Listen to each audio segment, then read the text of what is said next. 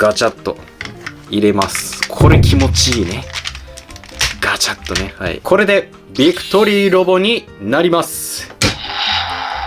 はい。いや、これすごいよね。これでデカレンジャーロボになります。これでゴーゴートレーラーになります。これで大冒険になります。これでブンブンジャーロボになります。こんにちは、スタルケルです。今回レビューするのはこちらです。車シリーズのスーパー戦隊のロボットたちです。それでは見ていきましょう。ということでね、前にね、車のみのね、スーパー戦隊のロボットの動画出しました。その動画がね、すごい好評でして、あのロボットもやってほしいっていうコメント結構ありましたので、今回第2弾でございます。第3弾もね、考えてますので、楽しみにしていてください。で、なんで前回、一気にやんなかったのかっていうと、前回は車のみ、本当に純粋な車のみで構成されたロボットを紹介したんですけど、今回は車じゃない、ビークルも含まれてるので、ちょっとね、分けました。はい。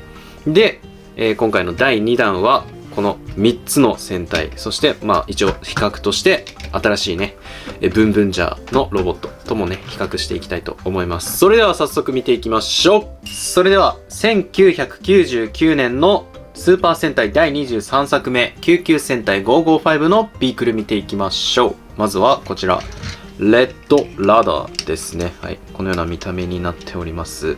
で、ここにはね、合金が使われていたりとか、あとここ、はい。このタイヤがゴムタイヤだったりとかね、今ではなかなか使われなくなってきてる、素材がね、使われてるっていう特徴があります。で、こうやって走らせたりできるっていうね、はい。消防車モチーフになっております。この555っていうのは、レスキューとか人命救助っていうのがテーマになってる戦隊でしたね。はい。で、このブルースローワー。これは合金がね、使われてなくて結構軽いものになっております。で、このタイヤはゴムですね。はい。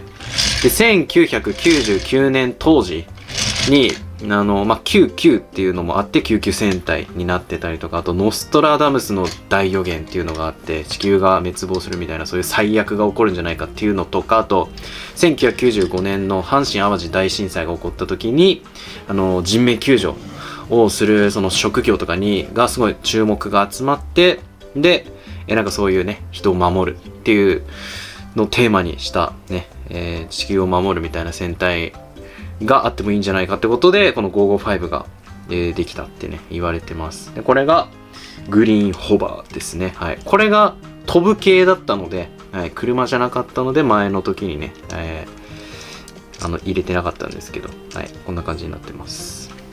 はい。で次、イエローアーマーですね。はい。こんな感じです。はい。タイヤ、これまたゴムタイヤですね。はい。で、ここが合金になってます。はい。で、これがピンクエイダーですね。救急車です。はい。ここもタイヤになってて、ここ合金。で、こうやって走らせることができます。はい。で、それぞれちょっとしたギミックがありまして、例えば、このレッドラダーだったら、ここの後ろの部分、こうやって、はい、外してあげて、はい。前に持ってきて伸ばすことで、はい、はしご車のようなラダーアームといってね、こうやってここに人をねこう乗せてこう助けたりとか、これで破壊したりとかねやってました。はい、こんな感じです。でこれを戻して、じゃあ次このブルースローワーはここから水出るよっていうね、はい、感じです。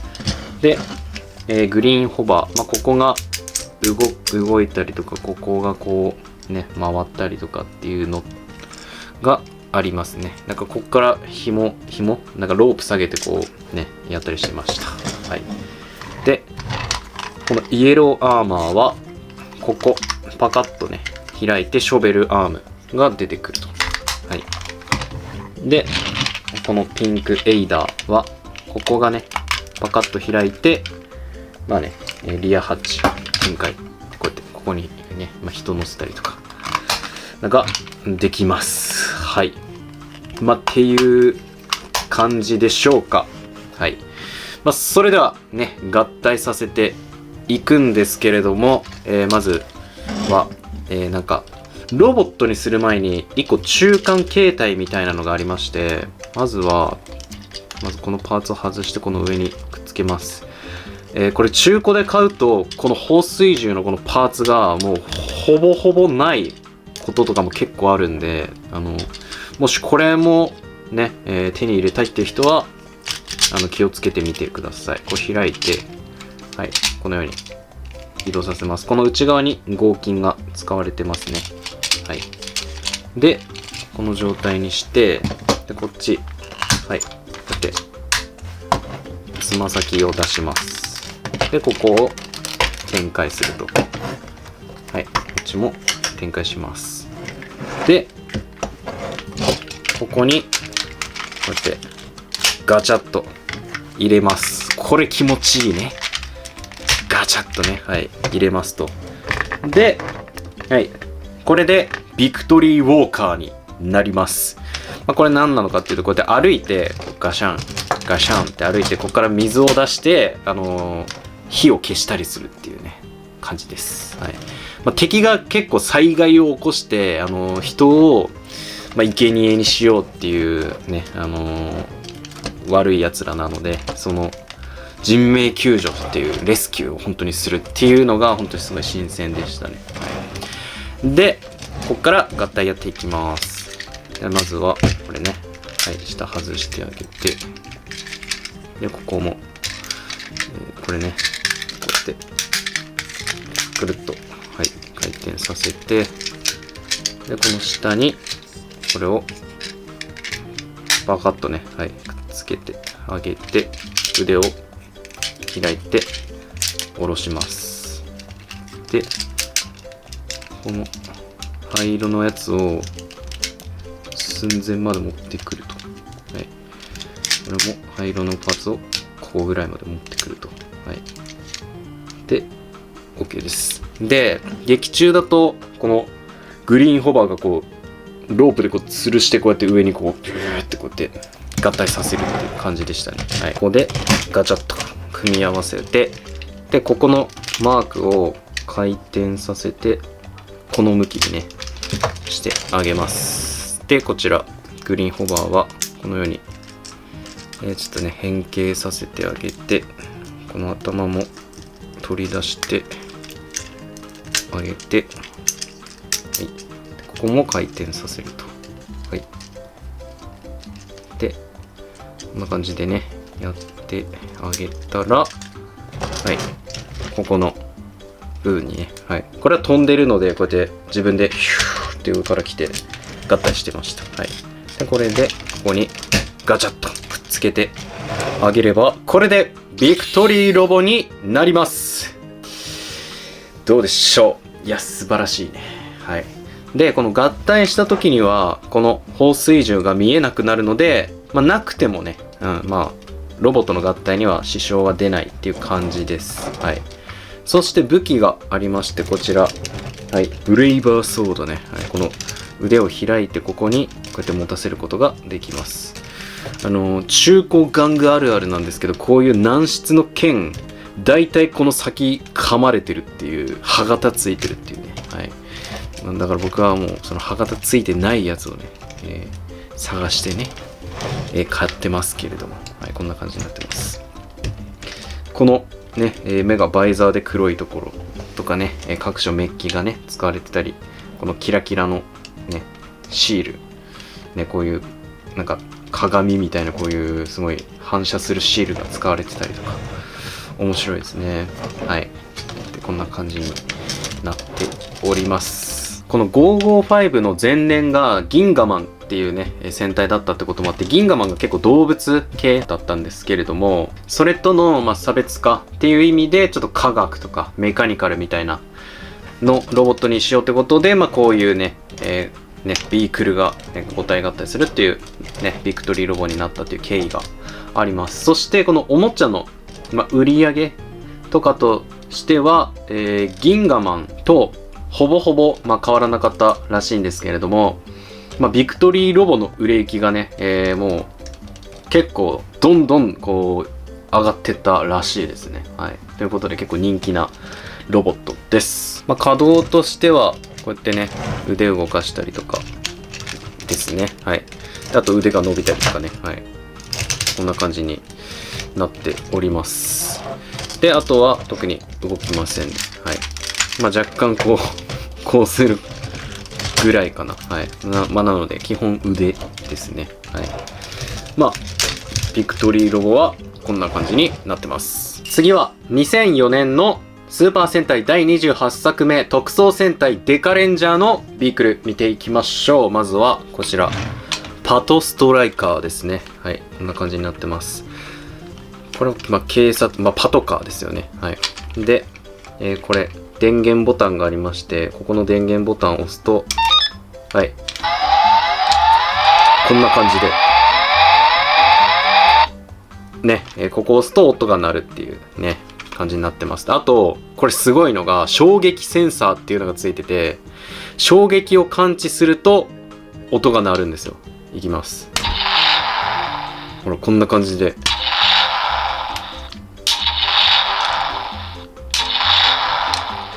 衝撃を感知して音が鳴って光るっていうめちゃくちゃ面白いね仕組みになってます。はい。で、このギミックとしてはここね、はい、開くとマニピュレーターがこう出てくると、はい、こんな感じになっております。ちょうどね今から20年前の戦隊で初めてデカっていうねものがモチーフというかテーマになった戦隊ですね。はい。でこのタイヤがこうやってコロコロね動くので走らせることができます。じゃあ次こちらパトジャイラーですね。はい。こんな感じの見た目になっております。ここね、ちゃんと小さいんですけど、コロがついてるので、こうやってコロコロね、させることができます。で、ここね、ここの部分から牽引フックが出てくるので、ここでなんかね、こうぶら下げたりとかすることもできますと。はい。で、あとはこんな感じで、向けてこうやってここ回って、ジャイロバルカンって言って、ここからバンバンバンバンって攻撃したりとかもできます。はい。で、次。こちら。これがパトレーラーですね。トレーラーになってまして、これもこうやってね、なるんですけれども、この横からこうやって、銃がね、出てきて、シグナルキャノンって言ってこうやってね、バーンって言って、ここからいろいろね、攻撃することもできます。はい。そして、次。こちら。はい。パトアーマーですね。こんな感じになってます。これも下にタイヤがあるので、こうやってコロコロさせることができて、ね、ここから光でバシャってやって相手をこう、目つぶし的な、こともできます。はい。で、最後、こちら。パトシグナーですね。はい。これも、このタイヤが、こうやってコロコロ転がって、で、ここをパカッと開いて回転させると、はい。こんな感じで、ここにいろんな、ここ液晶になってて、いろんなのをこう、映すっていうね、感じになってまして、これでデカレンジャーですって言ったりとか、あとこれは、おもちゃだとこれをこうやって付け替えることができて、その付け替える用の、このね、紙もいろいろ入ってるんですけれども、これ例えば、このデカレンジャーしか通れませんみたいなやつとか、あとこれ、ジャッジメンってやった時の、有罪のやつね、はい、罰っていう、はい、やつも、こうね、取り付けることができるという感じです。はい。ほんとね、今もう20年経ちましたけれども、今、20周年、20th アニバーサリー的なやつで、V シネマがまたデカレンジャーやりますので、っていう本当に今なお熱い戦隊ですね。はい。僕も超直撃世代ですね。はい。ということで合体させていきましょう。まずは、こんな感じで、シュクレッとこう来て、で、ここのアームをね、展開して、で、このアームで、最初ね、無理やりこうやってこの2人をこう持ち上げて、で、まあ、この拳出します。あれ、そうだ。これは一旦外してから拳を出してもう一回差し込むと。で、無理やりこう持ち上げてこう合体させるっていう描写がありましたね。はい。で、合体、あ、そうだ。これ合体させるときに振動がね、作動するんですよね。はい。こんな感じで振動で、はい。すごい。これめちゃくちゃ楽しいんだよね。はい。で、まあこうやってアームで合体させて、で、この腕を使ってなんかこうやって足をこっちにこう持ち上げて、で、こっちのパトレーラーとパトジャイラーもこのように持ち上がって、で、こっちのこれも閉じて、はい。で、閉じてあげて、こうやって、で、劇中だと、よっしゃーって言ったらいきなりもう上からこう、なぜかね、空中からこう、ピューって言って、はい。上から刺さるっていうね、感じでした。ちょっと片方ずつね、差し込んでみましょう。はい。いや、これすごいよね。本当に。これが楽しい。はい。そして、ここ上の部分が、パカッと開いて、であとここもね、こうやって、ガチャッとくっつけてあげて、で、こうね、なんか、合体するとき全部展開してんだよね。こんな感じで。そして、ここのシグナルキャノンがポーンと飛び出して、腕にポンってこう乗って、で、全部カシャッとこう収納されて、あ、これもだ、これも。カシャッとすべて、こう閉じて、で、最後、ここを押すと、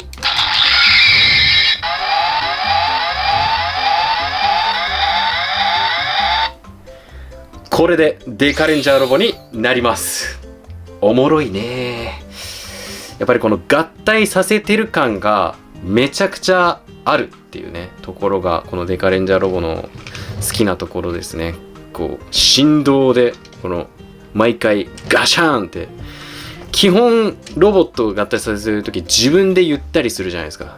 ガシャーンとか、それか頭の中で考えるんですけど、これはそれをね、ちゃんとロボット自体がこうやってくれるっていう、嬉しいですね。そしてこの合体してなおこっちの足の方にもちゃんとこの電飾、まあこう、は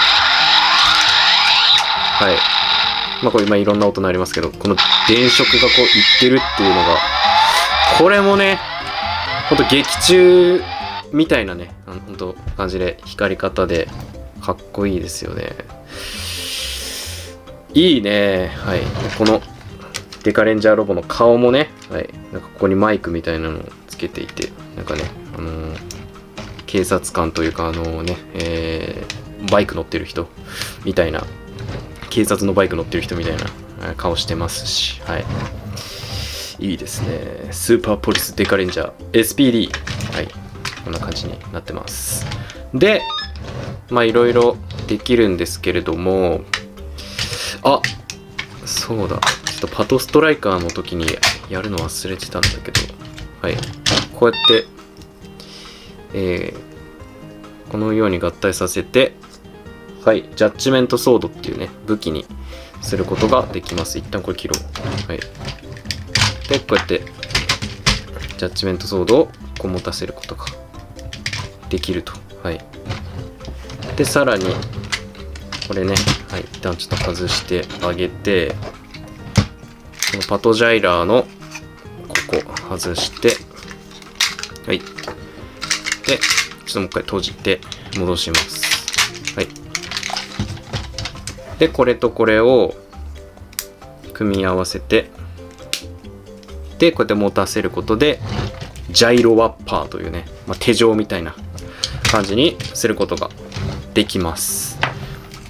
で、まあこれに関してはパトストライカーの時にもこのジョイントがあるので、こうやってくっつけたりとかねできるんですよね。ちょっとそれやるの忘れてました。はい、ちなみにパトストライカー時にこのねジャッジメントソードとかジャイロワッパーつけるとこんな感じになります。はい、この状態でここパカッと開くことによって、こう敵に対してね、こ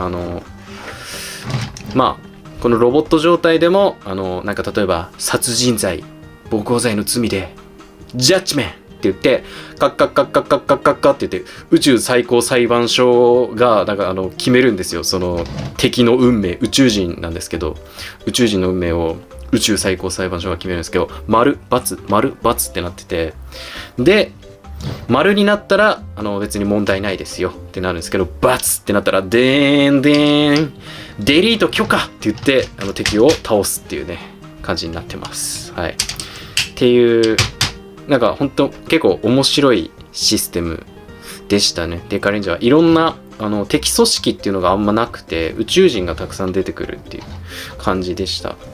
で、このおもちゃ的にはこの、前年がアバレンジャーっていう恐竜モチーフ、恐竜もめちゃくちゃね人気ですからね、はい、っていうのもあってキャラクター収入が130億ぐらいだったらしいんですよね、アバレンジャーが。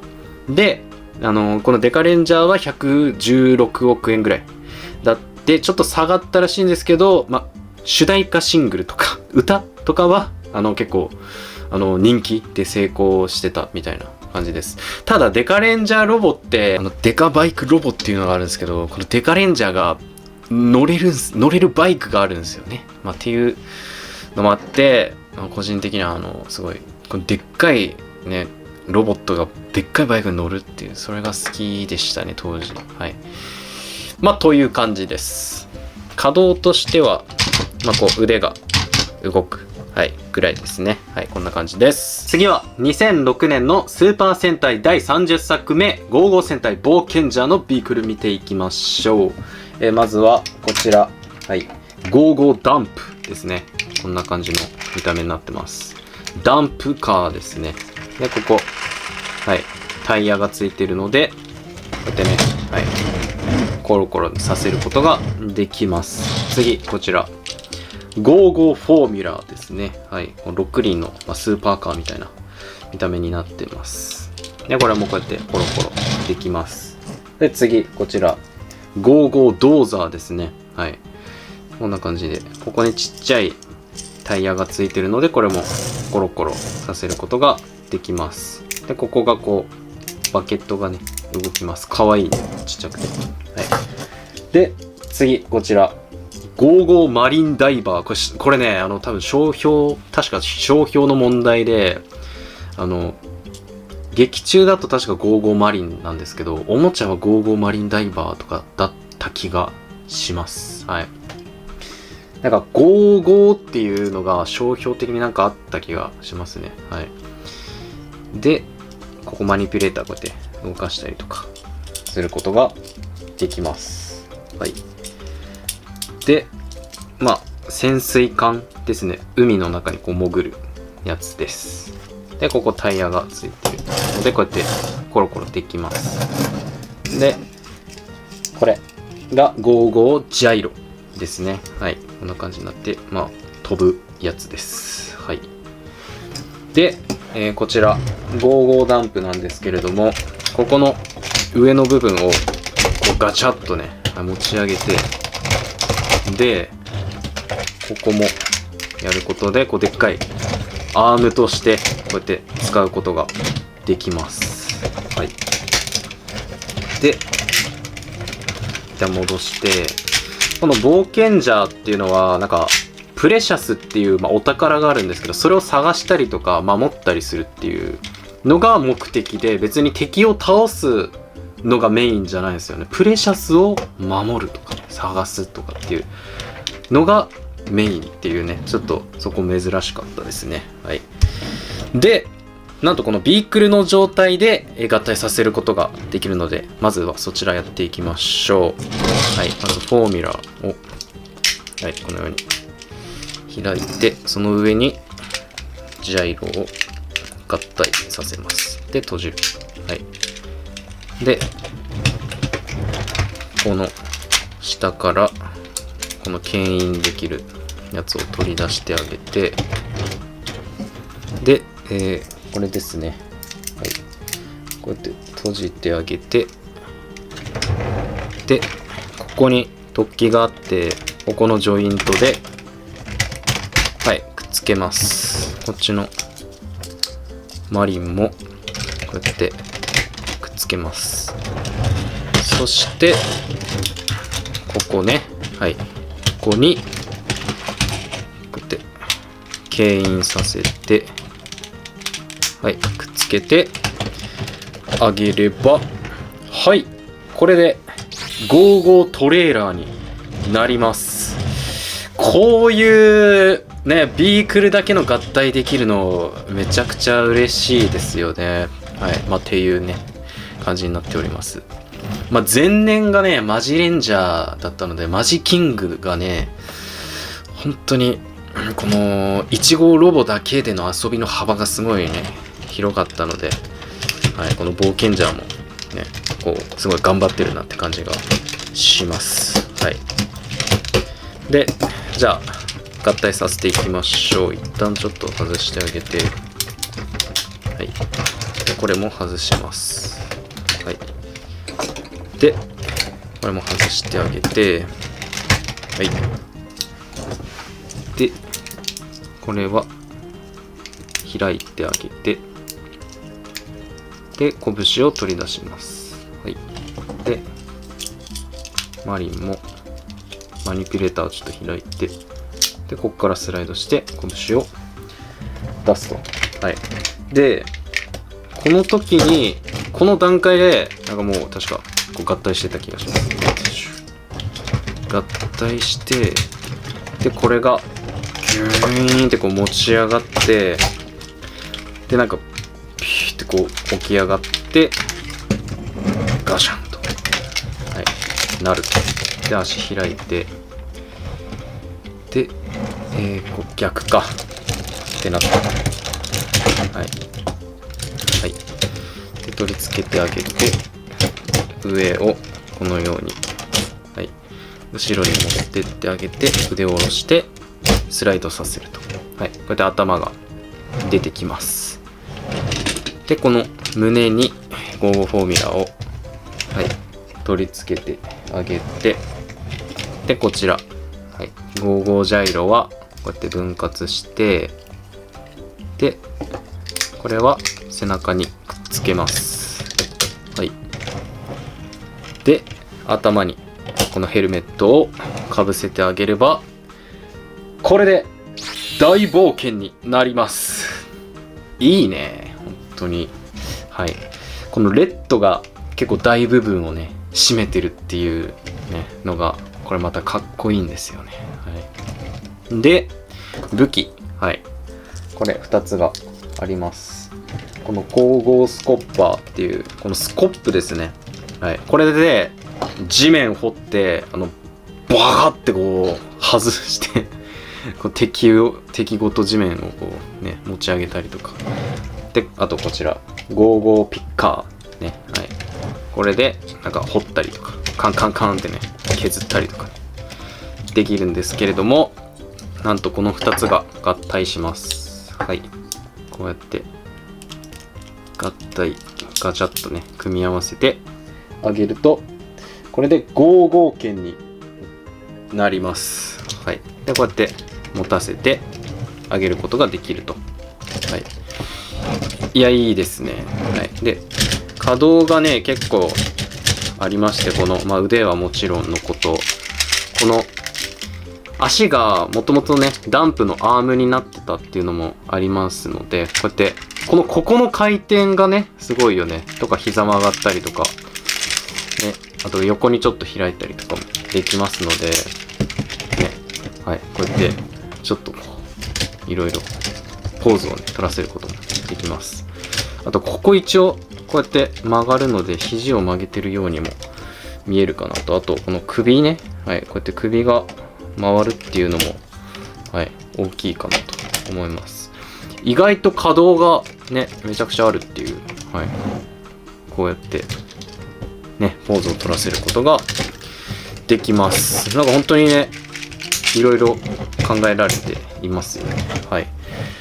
っていうね、冒険者の大冒険だったんですけど、さっきもちょっと言いましたけれども、これの前年がね、マジレンジャーってこともあって、やっぱマジキングがね、やっぱすごいですけれども、で、そのマジレンジャーの売り上げが108億なんですけど、この冒険者自体は101億ってちょっと下回ったんですけれども、目標的には100億って掲げてたそうなので、その目標金額にはもう達してたっていう感じらしいです。で、そのマジキングね、強いとは言いましたけど、この冒険者を後々アルティメット大冒険っていうもう最強にかっこいいロボットになるので、シリーズを通してみれば全然ね、すごい最高なシリーズなのでね、よかったら他のおもちゃもね、今後レビューしますので楽しみにしていってください。こんな感じです。それでは最後、2024年のスーパー戦隊第48作目、爆上げ戦隊ブンブンジャーのビークル見ていきましょう。はい。皆さんね、もういっぱい見てるから分かってるとは思いますけれども、一応比較としてやっていきたいと思います。トレーラーですね。今までね、見ていただいた通り、このレッドが乗る乗り物が赤じゃないっていうのが結構珍しいですね。はい。あるっちゃあるんですけど、はい。白っていうね。はい。しかもこれが宇宙人っていうね、いうのもまたちょっと特徴ですよね。はい。で、ブンブンオフロード。はい。これでコロコロできて、はい、これブンブンワゴン。これもコロコロできます。はい。じゃあまずゲートモードに変形させていきましょう。はい。こうやって開いて、これ開かないか。で、ここ開けば、はい。これでゲートモードになるので、はめて、ガシャーンとアタックモードに変形させます。はい。ガシャーンと。はい。こういうね、わかりやすいギミックがありますね。で、ロボットに合体させていきましょう。腕を下ろして、回転させると。こっちも開いて、腕を下ろして、回転させると。はい、で、くっつけて立たせると。そしたら、ここちょっと出して腕を下ろす。はい。で、この後ろは、畳んで羽を、マントをね開いて頭出して、はい、これで一応ロボットになって、ここにさっきのねブンブンカーを取り付けます。開いて、はい、こんな感じでこっちもくっつけてあげると。はい、これでブンブンジャーロボになります。はい。ということで、こういうね、本当にめちゃくちゃ合体させやすい簡単な、作りになってるんですけれども、本当気持ちよさとか、ギミックのね、ダイナミックさみたいなのはもうしっかり抑えてるっていうね、本当に面白いね、おもちゃだと思います。はい。ということで、今回紹介した4体のロボット並べると、こんな感じになっております。やっぱ戦隊ってね、それぞれの時代背景があったりとか、あと、それぞれのモチーフとかがあったりしてね、ほんとこう並べてみても、これはこういう戦隊だったねとかっていうのがね、垣間見えてすごい面白いんですよね。はい。なので、もしこの中でね、気になったものがあったら、こう調べたりとか、実際にその戦隊の、やつ見てみたりね、してみてください。ということで、今回の動画以上になります。いいなと思った方はぜひチャンネル登録、高評価、X、TikTok のフォローなどよろしくお願いします。